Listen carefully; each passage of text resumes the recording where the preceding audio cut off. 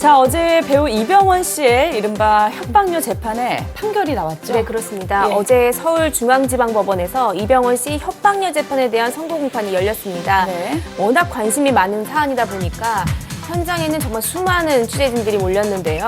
그렇네요. 이 재판부는 이병헌 씨와 연인 사이였음을 주장했던 이 씨에게는 징역 1년 2월, 또 친한 언니가 배신당하는 모습을 보고 협박을 공모했다고 주장했던 김 씨에게는 징역 1년을 선고했습니다. 결국 실형이 선고됐습니다. 네. 그러면은 뭐 연인 관계였다, 또 우발적 범행이었다 이런 부분이 인정되지 않은 건가요? 네, 이 씨는 줄곧 이병헌 씨와 연인 관계였다 이렇게 주장을 했거든요. 그렇죠. 이 재판부는 이병헌 씨가 이 씨에게 계속 먼저 연락을 해 관심을 표현하기도 했고 심지어 성관계를 요구했지만 결국 이뤄지지 않은 점 등 연인으로 보긴 좀 힘들다 이런 입장이었고요.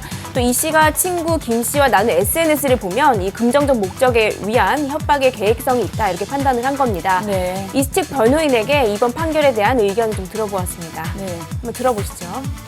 어떤 내용이 있었나요? 어쨌거나 피해자가 중요한데 거기서 합의도 안 됐고 그 남편은 그 범행을 유발한 측면이 있기 때문에 그래서 기대반 우려반 했는데 그래 됐네요. 네, 판결문에도 이병헌 씨와 이 씨가 주고받은 문자 메시지에 대한 내용도 있었다면서요? 네, 그렇습니다. 지난주 네. 한 매체가 두 사람 사이에 주고받은 SNS 메시지를 공개 논란이 있었죠. 그렇죠. 그때 이병헌 씨 측은 그 내용이 사실 확인이 안 된 허위 조작 보도라며 강력하게 대응하겠다고 맞섰는데요.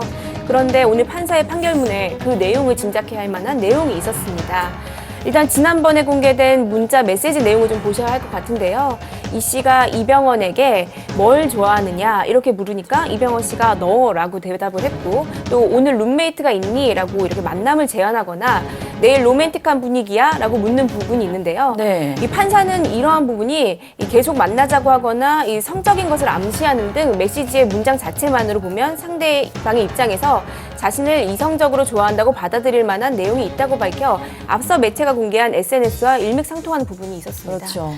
자, 그런데 먼저 검찰 구형이 징역 3년형이었는데 이게 1년 또 1년 2개월로 판결이 난 거는 재판부가 일단은 정상 참작을 한 부분도 있었다는 거네요. 네, 그렇습니다. 네. 재판부는 피해자가 유명인이자 유부남임에도 불구하고 자신보다 나이가 훨씬 어린 이 씨의 집에서 만남을 가졌고 술자리 게임을 통해서 키스를 한 적도 있고 성적인 것을 바라는 내용의 메시지를 보냈다면서 협박에 빌미를 제공한 점이 인정이 된다며 이 검찰이 구형한 3년보다 적은 1년 2월형을 선고했습니다.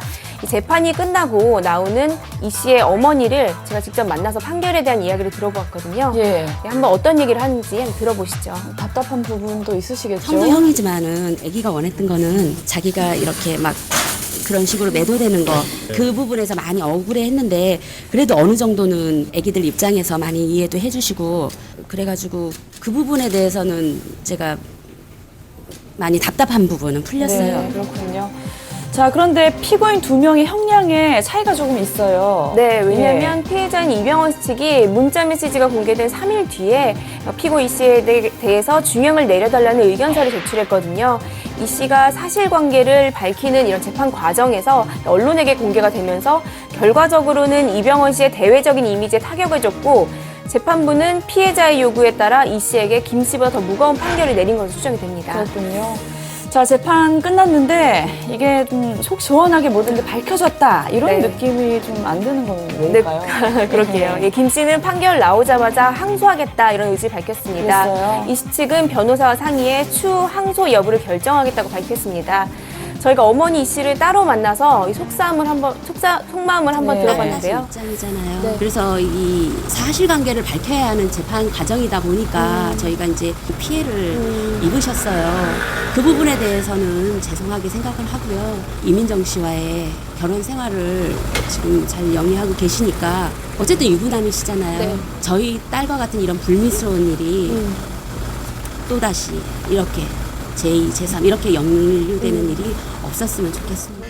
저희가 이병헌 씨 측에도 이번 재판 결과에 대해서 어떻게 생각하는지 한번 들어봤거든요. 네. 그런데 현재까지는 아직은 말을 아끼고 싶다고만 전했습니다. 그렇군요. 또 앞으로 항소 부분도 좀 지켜봐야 될 것 네. 같습니다.